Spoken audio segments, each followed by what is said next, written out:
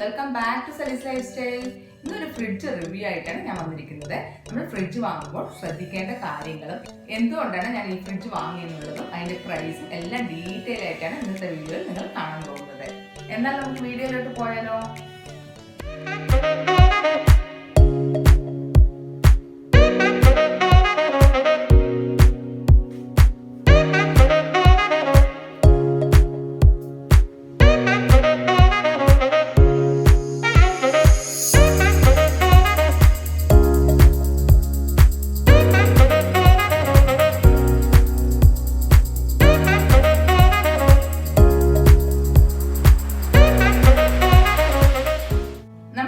Fridge വാങ്ങാൻ ഉദ്ദേശിക്കുന്ന മുമ്പ് തന്നെ നമ്മളുടെ ബഡ്ജറ്റ് നോക്കിയിട്ട് വേണം നമുക്ക് ഏത് തരം ഫ്രിഡ്ജാണ് വേണ്ടതെന്ന് നമ്മൾ സെലക്ട് ചെയ്യാനായിട്ട്. പിന്നെ കുടുംബാംഗങ്ങളുടെ എണ്ണം, നമ്മൾ എത്ര ലിറ്റർ വേണം എന്നുള്ളതൊക്കെ കുടുംബാംഗങ്ങളുടെ എണ്ണത്തിന് അനുസരിച്ച് വേണം നമ്മൾ ലിറ്റർ ഫ്രിഡ്ജിന്റെ അളവൊക്കെ തീരുമാനിക്കാനായിട്ട്. നമ്മൾ ഗ്രോസറീസും ഫ്രൂട്ട്സും വെജിറ്റബിൾസും ഒക്കെ ഒന്നിച്ച് വാങ്ങുന്നവരായിരിക്കും ചിലവർ അപ്പം വേണ്ടത് മാത്രം വാങ്ങുന്നവരായിരിക്കാം. പക്ഷെ എനിക്ക് കൂടുതലും ഞങ്ങൾ ഒന്നിച്ച് വാങ്ങാറാണ് പതിവ്. അപ്പൊ നേരത്തുള്ള ഫ്രിഡ്ജിന് ഓവർലോഡ് കാരണം പല പ്രശ്നങ്ങൾ ഉണ്ടായത് കാരണമാണ് ഞാനിപ്പോൾ പുതിയ ഫ്രിഡ്ജ് വാങ്ങാനുള്ള ഒരു ഐഡിയയിലേക്ക് പോയത് തന്നെ. നമുക്ക് മാർക്കറ്റിൽ പലതരത്തിലുള്ള ഫ്രിഡ്ജ് ഇപ്പോൾ ലഭ്യമാണ്. സിംഗിൾ ഡോർ ആയിട്ടും ഡബിൾ ഡോർ ആയിട്ടും 4 ഡോർ ആയിട്ടുള്ളതൊക്കെ ലഭ്യമാണ്. പക്ഷെ ഞാൻ സെലക്ട് ചെയ്തിരിക്കുന്നത് സൈഡ് ബൈ സൈഡ് ആയിട്ടുള്ള 2 ഡോറുള്ള റെഫ്രിജറേറ്ററാണ്. ഫ്രിഡ്ജ് സെലക്ട് ചെയ്യുന്നതിന് മുൻപ് തന്നെ എൻ്റെ മനസ്സിൽ ആദ്യം വന്നത് സ്പേസിന്റെ കാര്യത്തിലായിരുന്നു. എനിക്ക് കൂടുതൽ സ്പേസ് ഉള്ള ഫ്രിഡ്ജ് വേണം എന്നുള്ളതായിരുന്നു. സ്പെസിഫിക്കേഷൻ കുറച്ച് കമ്മിയായാലും കുഴപ്പമില്ല. അതുകൊണ്ടാണ് ഞാൻ എൽജിന്റെ ഈ മോഡൽ സെലക്ട് ചെയ്തത് തന്നെ. ഞാൻ വാങ്ങിയിട്ടുള്ളത് ബ്ലാക്ക് കളറുള്ള മിറർ ഫിനിഷിംഗ് ഉള്ള LG ബ്രാൻഡിന്റെ 675 ലിറ്റർ കപ്പാസിറ്റി ഉള്ള ഒരു ഫ്രിഡ്ജാണ്. ഇതിന് 10 വർഷത്തിന്റെ കംപ്രസർ വാറന്റിയും 1 വർഷത്തിന്റെ ഡോറും ലൈറ്റ്സിന്റെ ഡിസ്പ്ലേന്റെ ഒക്കെ വാറന്റിയും കൂടെ ഉണ്ട്. ഇത് എഫിഷ്യന്റ് എനർജി സേവിങ്സ് ഉള്ള സെറ്റിംഗ്സ് ഒക്കെ ഉണ്ട്. നോയ്സും വളരെ കമ്മിയാണ്. ഇൻവെർട്ടർ ലീനിയർ കംപ്രസർ എന്ന ഓപ്ഷൻ കൂടെ ഇതിലുണ്ട്. ഈ ഫ്രിഡ്ജ് ഡബിൾ ഡോർ ഫ്രിഡ്ജ് ആണ്. സൈഡ് ബൈ സൈഡ് റെഫ്രിജറേറ്റർ ആണ്. ഇത് ഒരു സൈഡ് മുഴുവനായിട്ട് ഫ്രിഡ്ജും ഒരു സൈഡ് ഫ്രീസറുമാണ്. ആദ്യം തന്നെ ഇന്റീരിയറിൽ നമുക്ക് എന്തൊക്കെ സ്പെസിഫിക്കേഷൻ ആണ് ഉള്ളതെന്നൂടെ നോക്കാം കേട്ടോ.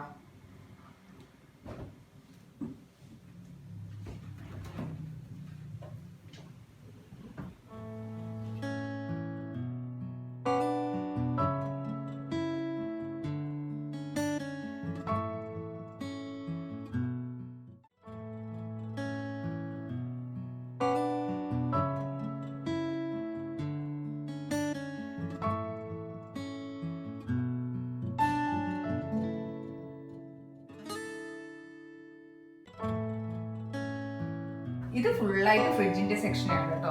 നമുക്ക് ഫ്രിഡ്ജിന്റെ സെക്ഷനിൽ 4 കമ്പാർട്ട്മെന്റ് ആണ് ഉള്ളത്. 4 ഷെൽഫ്സ് ആണ് ഉള്ളത്.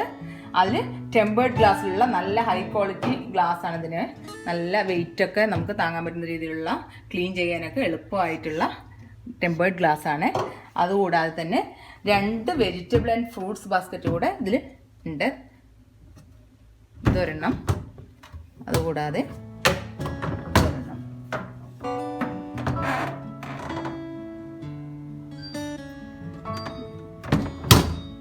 ഇതിൽ മൾട്ടി എയർ ഫ്ലോ എന്നുള്ള ഓപ്ഷനും കൂടി ഉണ്ട്. ഇതുള്ളത് കാരണം തന്നെ നമ്മൾ വെച്ചിരിക്കുന്ന സാധനങ്ങളിലെല്ലാം തണുപ്പ് ഒരുപോലെ തന്നെ ആയി നമുക്ക് സാധനങ്ങളൊക്കെ കേടുവരാതിരിക്കാനൊക്കെ നല്ല യൂസ്ഫുൾ ആയിട്ടുള്ള ഒരു ഓപ്ഷൻ കൂടിയാണിത്. അതുകൂടാതെ തന്നെ ഡോർ കൂളിംഗ് എന്നുള്ള ഓപ്ഷനും കൂടി ഉണ്ട്. ഇത് ഡോറിലൊക്കെ എന്ത് സാധനം വെച്ചാലും കൂളിംഗ് കറക്റ്റായി വന്ന് അത് കേടുവരാതിരിക്കാനും നല്ല കൂളിംഗ് ആവാനൊക്കെ അത് സഹായിക്കും.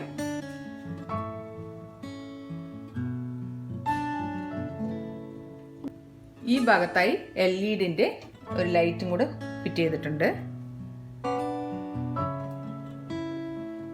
ഡോറിൽ കുറെ സ്റ്റോറേജ് ഷെൽഫ്സുകളുണ്ട്. അത് നല്ല വലിപ്പമുള്ളതാണ്. നല്ല കുറെ സാധനങ്ങൾ വെക്കാനുള്ള വലിപ്പമുണ്ട്. എല്ലാം അങ്ങനെ തന്നെയാണ് 4 എണ്ണത്തിലും.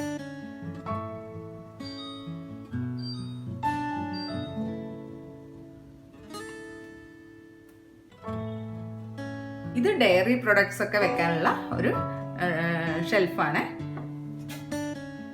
ഇത് ചോക്ലേറ്റോ നമുക്ക് അങ്ങനത്തെ പാലിൻ്റെ ഉൽപ്പന്നങ്ങളൊക്കെ ഇതിൽ വെച്ചാൽ നല്ല കൂളിംഗ് കിട്ടുന്ന സ്ഥലം കൂടിയാണ്. അപ്പോൾ പാലിൻ്റെ ഉൽപ്പന്നങ്ങളൊക്കെ ഇവിടെ നമുക്ക് വെക്കാം. അടുത്തതായി നമുക്ക് എഗ്ഗൊക്കെ സ്റ്റോർ ചെയ്യാനുള്ളതാണ്. അതിന് ഒരു എഗ്ഗ് വെക്കാനുള്ള ബോക്സ് കൂടെ നമുക്ക് കിട്ടിയിട്ടുണ്ട്. അടുത്തതായി ഒരു മിനി ബാർ സെക്ഷനാണ്. നമുക്ക് വെള്ളമൊക്കെ സ്റ്റോർ ചെയ്ത് വെക്കാനുള്ളത് തന്നെ. ഇത് നമുക്ക് വെളിയിൽ നിന്ന് ഓപ്പൺ ചെയ്യാവുന്ന രീതിയിലാണ്. ഇത് നമുക്ക് വെളിയിൽ നിന്ന് ഓപ്പൺ ചെയ്യാവുന്നതാണ്. വെളിയിൽ നിന്ന് ഓപ്പൺ ചെയ്തിട്ട് ഇവിടെ നിന്ന് തന്നെ നമുക്ക് ഡോർ കംപ്ലീറ്റ് തുറക്കാതെ തന്നെ നമുക്ക് വെള്ളം അല്ലെങ്കിൽ ബോട്ടിൽസ് ഒക്കെ വെച്ച് എടുക്കാനുള്ള സൗകര്യം കൂടി ഉണ്ട്.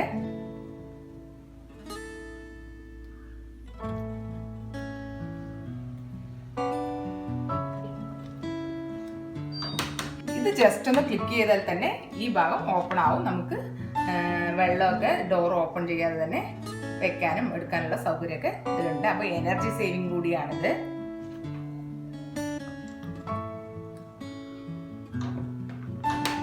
അടുത്തത് ഒരു താഴെ തന്നെ ഒരു ഷെൽഫും കൂടിയുണ്ട്. നല്ല അത്യാവശ്യം സ്പേഷ്യസ് ആയിട്ടുള്ള ഷെൽഫാണ്. നമുക്ക് ഒരുപാട് സാധനങ്ങളൊക്കെ വെക്കാനുള്ള സൗകര്യമുണ്ട്.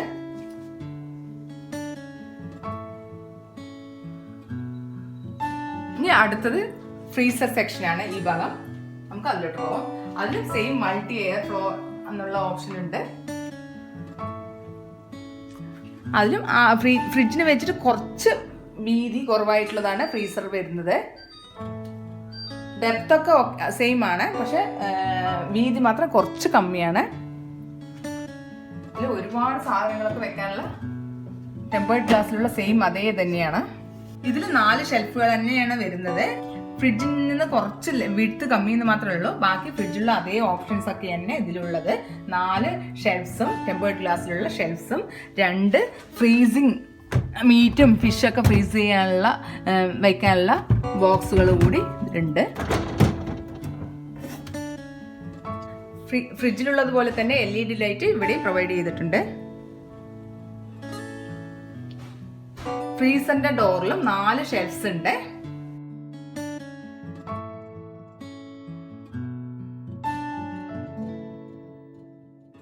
ഇത് മേലെ ഒരെണ്ണം അത്യാവശ്യം സ്പേഷ്യസ് ആയിട്ടുള്ളതാണ്. നമുക്ക് ഫ്രീസറിന്റെ ഫസ്റ്റത്തെ ഷെൽഫിൽ ഡ്രൈ ഫ്രൂട്ട്സ് ഒക്കെ സ്റ്റോർ ചെയ്ത് വെക്കാവുന്നതാണ്. അതിന് താഴെയായിട്ട് ഒരെണ്ണം.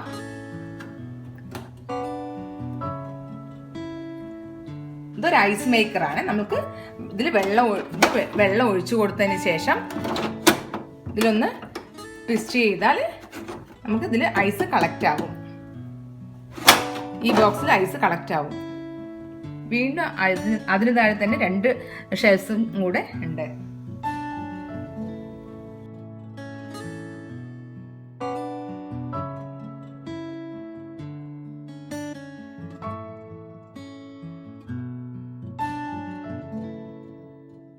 ഈ ഫ്രിഡ്ജിൽ അധിക സ്ഥലമൊന്നും വേസ്റ്റ് ആവാത്ത രീതിയിലാണ് കൺസ്ട്രക്ട് ചെയ്തിരിക്കുന്നത്.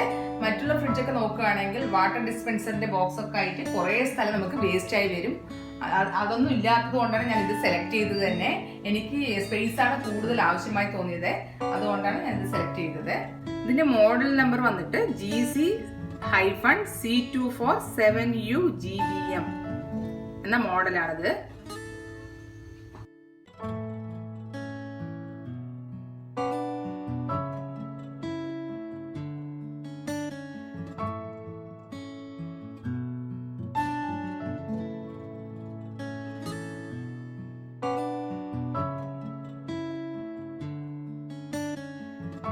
ഇതിന് 10 ഇയർ മോട്ടോർ വാറന്റിയും 1 ഇയർ ഡോർ ആൻഡ് ഡിസ്പ്ലേക്കുള്ള വാറന്റിയാണ് ഉള്ളത്. ഇതിനോടൊപ്പം തന്നെ ഒരു യൂസർ മാനുവലും ഒരു ടൂളും കൂടെ തന്നിട്ടുണ്ട്. നമ്മുടെ ഫ്രിഡ്ജിന്റെ ഫുൾ ടെമ്പറേച്ചർ ഒക്കെ കൺട്രോൾ ചെയ്യുന്നത് ഈ ഭാഗത്താണ്. ഇത് ഫ്രിഡ്ജ് ടെമ്പറേച്ചർ കൺട്രോൾ ചെയ്യാനുള്ള ഭാഗമാണ്. ഇതൊന്ന് ടച്ച് ചെയ്താൽ നമുക്ക് ഏത് മോഡലാണോ വേണോ അത് നമുക്ക് സെലക്ട് ചെയ്ത് അതിലേക്ക് ആക്കാവുന്നതാണ്. ഇത് ഫ്രീസർ കൺട്രോൾ ചെയ്യുന്നത് അതിന് തൊട്ട് താഴെയായിട്ട് നമുക്ക് എത്രയാണ് തണുപ്പ് വേണോ അതിനനുസരിച്ച് ഇവിടെ പ്രസ് ചെയ്ത് കൊടുത്താൽ നമുക്ക് അനുസരിച്ച് വെക്കാവുന്നതാണ്. ഇതിൽ എക്സ്പ്രസ് ഫ്രീസ് എന്നുള്ള ഒരു ഓപ്ഷനും കൂടി ഉണ്ട്. ഇതിലൊന്ന് പ്രസ് ചെയ്ത് കൊടുത്താൽ നമുക്ക് പെട്ടെന്ന് തന്നെ ഐസ് ക്യൂബ്സ് വേണമെന്നുണ്ടെങ്കിൽ ഇതിൽ നിന്ന് കിട്ടും. ഇതിൽ പ്രസ് ചെയ്ത് പെട്ടെന്ന് തന്നെ ഐസ് ആയതിനു ശേഷം വീണ്ടും ഒന്ന് പ്രസ് ചെയ്താൽ ഫ്രീസർ നോർമൽ കണ്ടീഷനിൽ തന്നെ ആവും. അതുപോലെ തന്നെ ഇതൊരു ഓപ്ഷനാണ്, ലോക്ക് എന്നുള്ള ഓപ്ഷനും കൂടി ഉണ്ട്. ഇതിൽ കുട്ടികളൊക്കെ വന്ന് കളിക്കാനിടയുണ്ട്. അപ്പോൾ അതൊന്നും ലോക്കാക്കി വെക്കാനുള്ള ഒരു ഇതാണ്. ഇതിലൊരു 3 സെക്കൻഡ് ഇങ്ങനെ പ്രസ് ചെയ്ത് കൊടുത്താൽ ഇത് ലോക്കാവും. പിന്നെ ഈ ഡിസ്പ്ലേ ഒന്നും കുട്ടികൾക്ക് മാറ്റാനൊന്നും പറ്റില്ല. ഇതിൽ വൈഫൈ ഓപ്ഷൻ ഉണ്ട്. ഇത് നമുക്ക് മൊബൈൽ കണക്ട് ചെയ്ത് ഇതിന്റെ ടെമ്പറേച്ചർ ഒക്കെ നമുക്ക് മൊബൈൽ വഴി കൺട്രോൾ ചെയ്യാൻ സാധിക്കും. ഡോർ ഒരുപാട് നേരം നമ്മൾ തുറന്നിടുകയാണെങ്കിൽ ഒരു അലാം സെറ്റിംഗ്സും കൂടെ ഇതിലുണ്ട്.